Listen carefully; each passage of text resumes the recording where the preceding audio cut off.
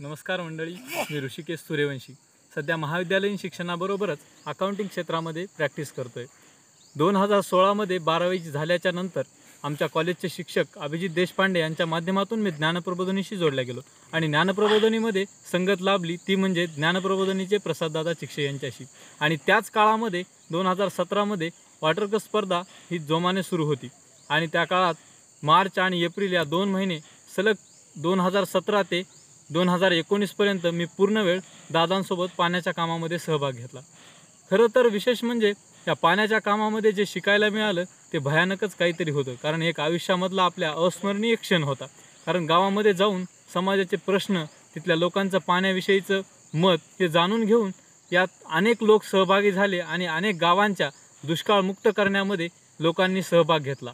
आणि सगळ्यात महत्त्वाचं म्हणजे या गावामध्ये इतकंच नाही तर बाहेर देशातून लोक गावकऱ्यांशी जोडले गेले. मला तर वाटतं ही प्रक्रिया पहिल्यांदाच झाली असेल, कारण गाव आणि शहर हा जो मधला दुवा आहे तो एक करण्याचं काम या काळामध्ये झालेलं आहे. आणि या पाण्याच्या कामामध्ये अनेक गावांचं रूप पालटणाऱ्या, दुष्काळाकडून समृद्धीकडे नेणाऱ्या गावांना अनेक ज्या जलयोद्ध्यांनी आपल्या स्वतःला वाहून घेतलं, अशा जलयोद्ध्यांची आणि गावांची गोष्ट ऐकण्यासाठी येत्या 3 जानेवारीला संध्याकाळी 5 वाजता पाण्याची गोष्ट हा कार्यक्रम यूट्यूब, फेसबुक अशा सोशल मीडियामधून प्रसारित केला जाणार आहे.